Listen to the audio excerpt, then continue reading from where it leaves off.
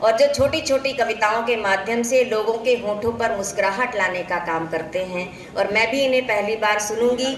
देखिए, जनता तक आने के लिए कविता को सरल होना पड़ा। पहले कविताएं बहुत कठिन हुआ करती थीं, समझने के लिए बहुत दिमाग लगाना पड़ता था, लेकिन आजकल नहीं लगाना पड़ता, क्योंकि आजकल बहुत सारे कवि तो लिखने में दिमाग नहीं लगाते। मैं आपको बताती हूँ, आपको पूरा माहौल बनाकर दूंगी, आप चिंता मत करिए। एक कवि ने 80 साल पहले एक कविता सुनाई कि अजा सहेली तास रिपु ता जननी भरतार। देखिए कितनी कठिन कविता थी कि अजा सहेली तास रिपु ता जननी भरतार, और ताके सुत के मीत को सुमिरो बारंबार। तो एक श्रोता बोला कि हिंदी में सुना यार। कवि बोला कविता हिंदी में ही है, तो श्रोता बोला अगर हिंदी में ही है तो फिर अर्थ बताओ। अब उसने अर्थ बताया।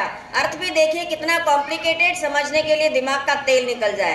अर्थ था कि अजा अजाए ने बकरी, बकरी की सहेली भेड़, भेड़ का दुश्मन कांटा, कांटे की जननी पृथ्वी और पृथ्वी का पति इंद्र। अजा सहेली तास रिपु ता जननी भरतार, और ताके सुत के मीत को सुमिरो बारंबार। इंद्र का बेटा अर्जुन और अर्जुन का मित्र कृष्ण, सुमिरो बारंबार यानी कृष्ण का बार बार स्मरण करो। तो श्रोता बोला कि अगर कृष्ण का ही स्मरण कराना है तो इतने बाईपास से होकर जाने की क्या जरूरत थी, सीधे सीधे कह देते कि कृष्ण का स्मरण करो। लेकिन श्रोताओं, जनता तक आने के लिए कविता सरल हुई। एक 2.5 लाइन की कविता सुनाती हूँ, यहाँ मैं सुनाऊंगी, वहां आपको समझ में आ जाएगी, आप हंस देंगे, ठहाका लगा देंगे। कविता थी कि गधे की औलाद सदा गधा, और बंदर की औलाद सदा बंदर, पर आदमी की औलाद कभी गधा कभी बंदर। अब इसमें से भी 1 लाइन की कविता सुनिए, उसके बाद में अभिनव शंकर जी को आमंत्रित करूंगी काव्य पाठ के लिए। 1 लाइन की कविता है कि शादी हुई, बीबी आई, घर स्वर्ग हो गया और हम स्वर्गवासी हो गए। तो ऐसी छोटी छोटी कविताओं के माध्यम से श्रोताओं के हृदयों पर हस्ताक्षर करने वाले अभिनव शंकर जी हमारे बीच में हैं। एक बार दोनों हाथ ऊपर उठाकर जोरदार तालियां बजाकर अपने इस लाडले रचनाकार को आमंत्रित करें, श्री अभिनव शंकर।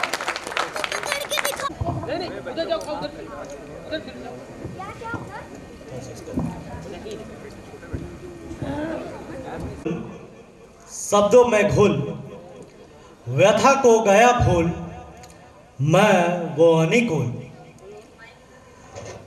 आप सबों का सादर अभिवादन करता हूं।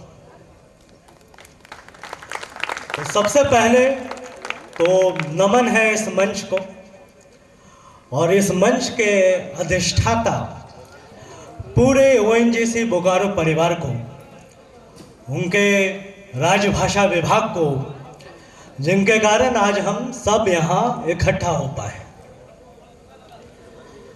और जिस प्रतिष्ठान के प्रांगण में हम आज सब उपस्थित हुए हैं, उसकी प्रतिष्ठा के बारे में मैं कुछ लाइनें बोलना चाहूँगा कि हम मनुष्य ही क्यों, पूरी सृष्टि को चलाने के लिए जो सबसे जरूरी चीज है वो है ऊर्जा। और इसलिए आप देखेंगे कि चूंकि हमारे पृथ्वी पर ऊर्जा का मूलतः एक ही स्रोत है, वो है सूर्य। बाकी ऊर्जा के जितने भी स्रोत हैं वो मूलतः वहीं से आए, उसी की ऊर्जा से प्रकारांतर परिवर्तित होके मिलते हैं हमें। और इसलिए आप देखिएगा कि नास्तिक से नास्तिक आदमी भी सूरज को देख के जरूर हाथ जोड़ लेता है। तो ये तो व्यक्ति की बात हुई।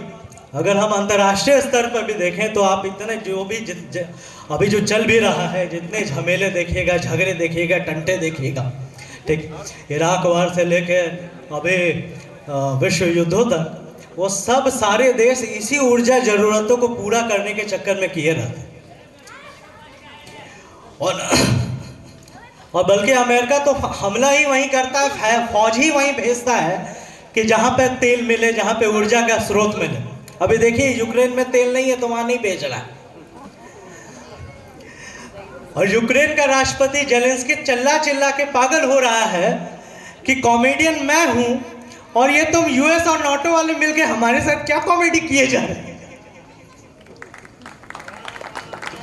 And this is why It is said that geopolitics is a function of energy security of nations. और ऐसे में गांधी बाबा के इस देश में, जिसको ये आदत भी नहीं है कि कहीं हमला करके हासिल कर ले, वैसे देश में 130 करोड़ लोगों की ऊर्जा जरूरतों को 75 वर्षों से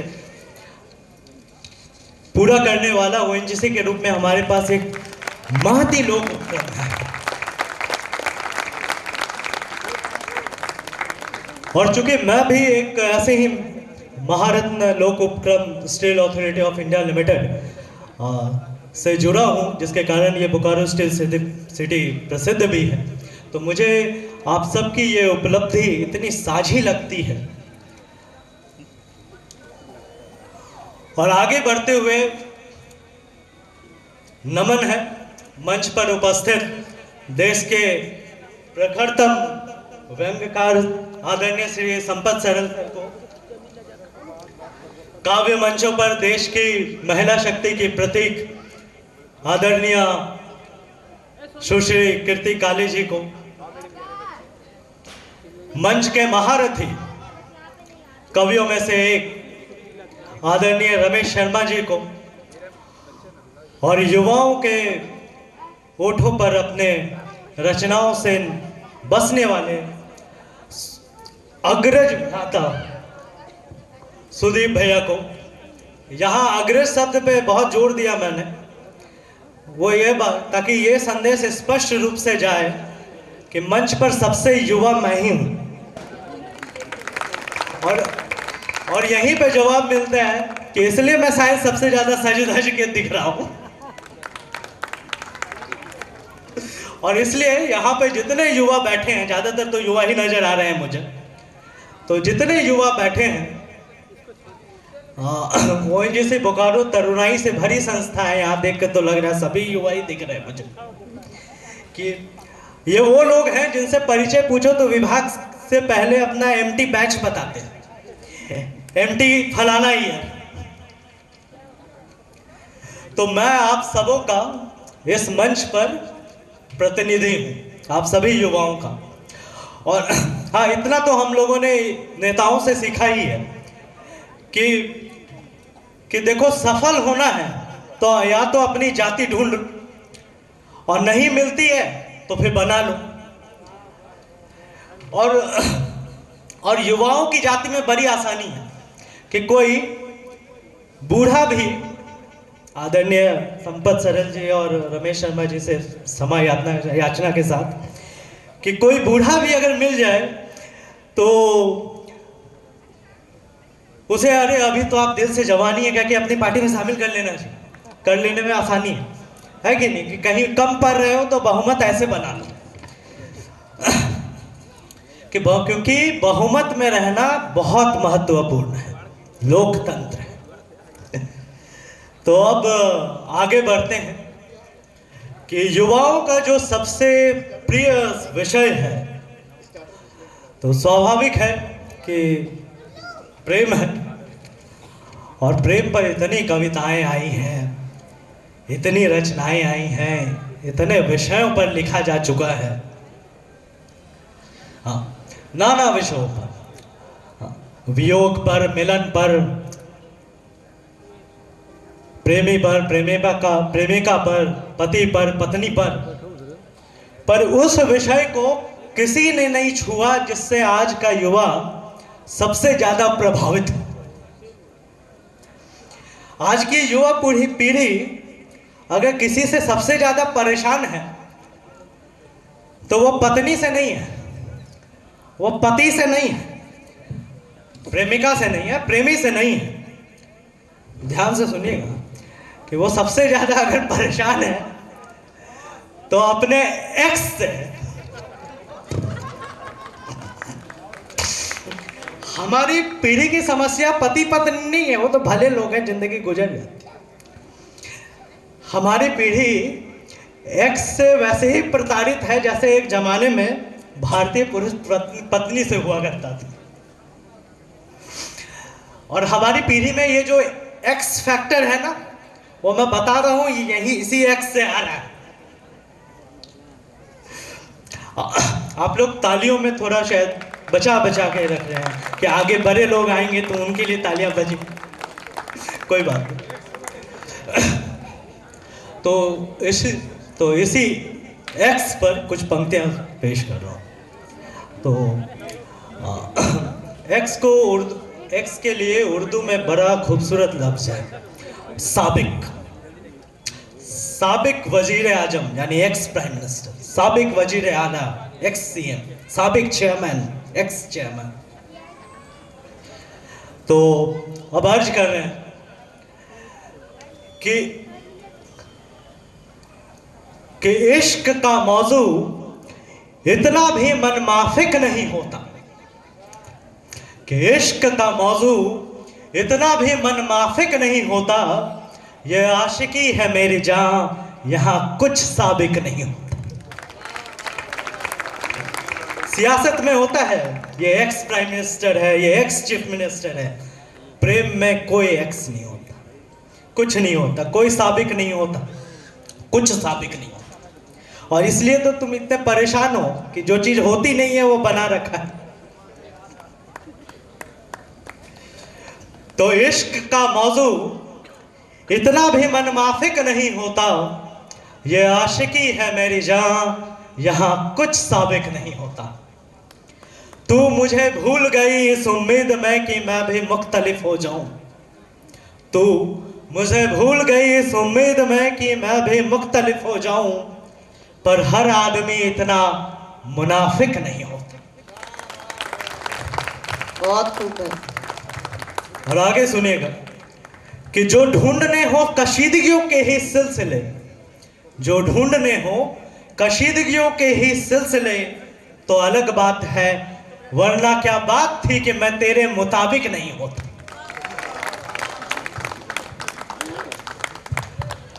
और यकीनन तू इसे मेरी समझ का फेर समझ, यकीनन तू इसे मेरी समझ का फेर समझ, पर हर ख्वाब हकीकत नहीं होती, हर महबूब सादिक नहीं होता।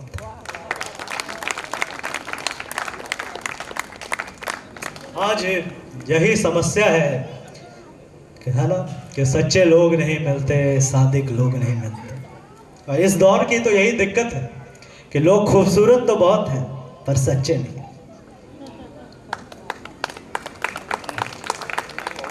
और जिस तरह के लोगों का ये दौर है, उस पे कुछ पंक्तियां रख रहा हूं कि कत्ल करने से पहले सलाम करते हैं, कत्ल करने से पहले सलाम करते हैं, लोग कितनी खूबसूरती से अपना काम करते हैं। बहुत खूब, बहुत खूब, बहुत खूब। कि कत्ल करने से पहले सलाम करते हैं, लोग कितनी खूबसूरती से अपना काम करते हैं। आमाले शिर्क पर यानी गुनाहों की किताब, आमाले शिर्क पर फरिश्ते कुछ दर्ज ना कर सके, कुछ लोग गुनाह इतने बेनाम करते। और ये इस मुल्क के रहनुमा हैं यारो, ये इस मुल्क के रहनुमा हैं यारो, पहले शहर जलाते हैं फिर मातम का इंतजाम करते हैं। और अंतिम दो पंक्तियां सुनिएगा अभी इस रचना की कि हर किसी की अब उनमें है दिलचस्पी, कि हर किसी की अब उनमें है दिलचस्पी, कुछ लोग कितने कायदे से खुद को बदनाम करते। बहुत अच्छा, बहुत अच्छा विनोद। और अब अपनी एक रचना सुनाकर समापन की ओर बढ़ूंगा। ये वो रचना है जो मंचों पर बहुत पसंद की जाती है, कई बार आग्रह भी किया जाता है, तो आप सबों के बीच रख रहा हूँ, उम्मीद है आप सबों को भी पसंद आएगी। और इसका शीर्षक है कवि की चोरी। तो खैर अब तो किताब आ चुकी है और अमेजन पे बेस्ट सेलर भी हो गई है। दूसरा, मंचों पर इतने महान महारथियों के साथ मिलने का, बैठने का सौभाग्य भी मिलता रहता है। तो तो अब ऐसे लोग सवाल नहीं करते हैं, लेकिन जो भी लिखता है वो इस प्रश्न से जरूर दो चार वो होके रहता है कि आखिर जो तुम इतना लिखते हो ये कहाँ से चुराते हो। बहुत सही बात है। बिल्कुल सही बात है। तो जब मेरे सामने ये प्रश्न आया कि तुम कहाँ से चुराते हो, तो मैंने सोचा चलो इस पे ही एक कविता लिख डालते। तो वही कविता आप सबों के सामने प्रस्तुत कर रहा हूँ। कविता हल्की फुल्की बातों से शुरू होगी पर बाद में थोड़ी गंभीर हो जाएगी, तो ध्यान से सुनिएगा। कि कवि की चोरी। एक प्रश्न हमेशा सामने आता है, जब देखो पूछा जाता है, ये जो तुम इतना लिखते जाते हो, ये जो अपनी कविताएं सुनाते हो, उनमें भाव कहां से लाते हो, शब्द कहां से चुराते हो। फिर कुछ मित्र ऐसे भी होते हैं, तारीफ में आक्षेप भी जोड़ देते हैं कि बहुत बढ़िया, क्या बात भाई, अब बताओ कहां से चुराई। तो आज तुम्हारी शंकाओं का हटा मैं भार देता हूं।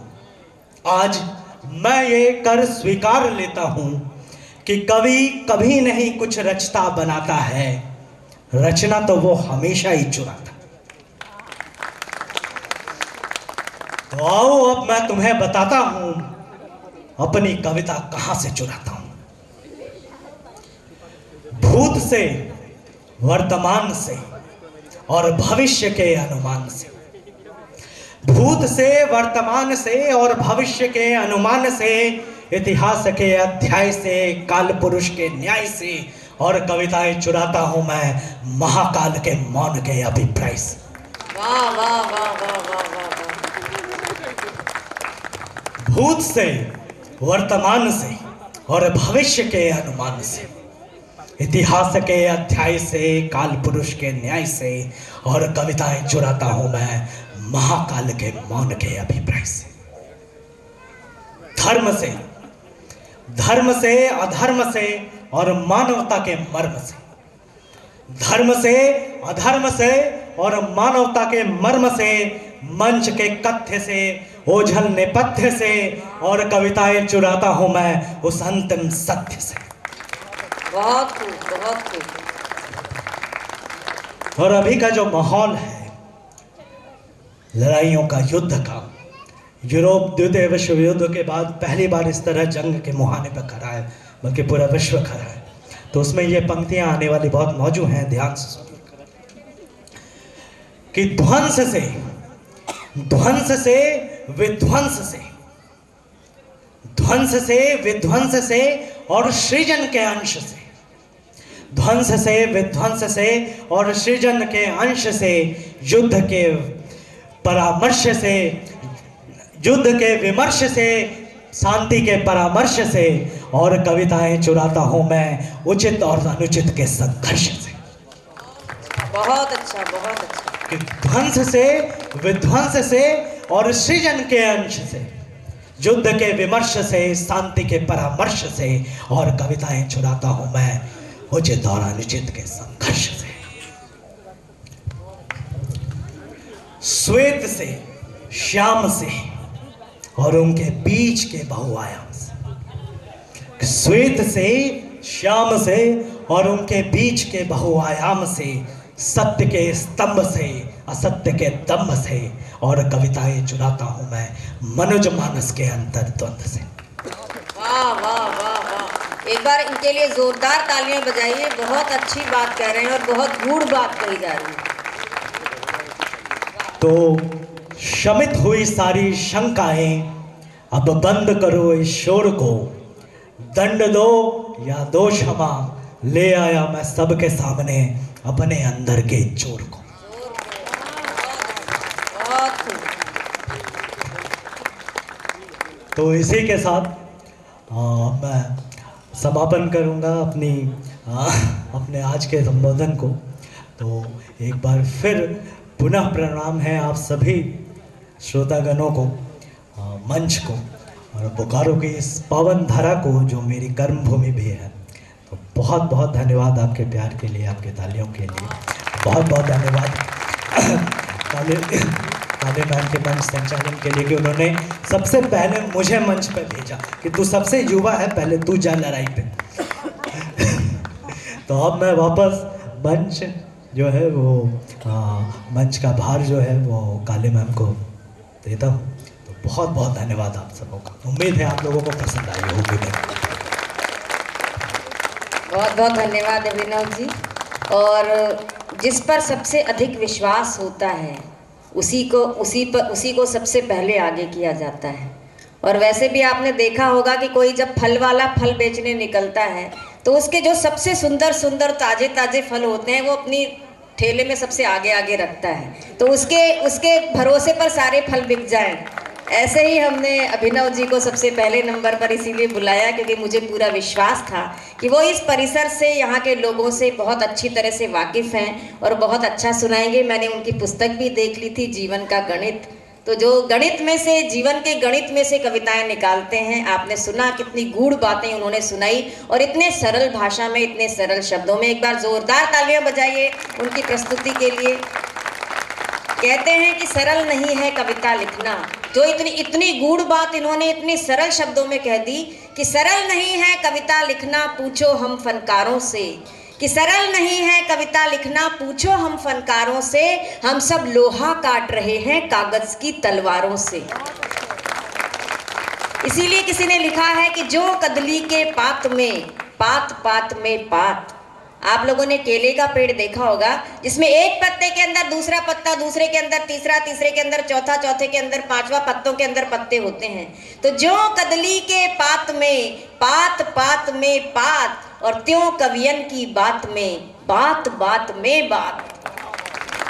तो आप बातों के अंदर की बातें समझेंगे तो आपको कविता का मर्म और उसका आनंद और अधिक मिलेगा। इसलिए कहती हूँ कि आज की रात तबीयत से सुन लीजिए, कि आज की रात तबीयत से सुन लीजिए, क्या पता ये मिलन फिर दोबारा न हो। और जो दोबारा भी हो तो भरोसा नहीं, मन तुम्हारा भी हो, मन हमारा भी हो। तो आज मन है, मौका है, मौसम है, तो क्यों ना इस मौसम को परवास चढ़ा लिया जाए। और वैसे भी होली आने वाली है, फागुन का महीना प्रारंभ हो गया है।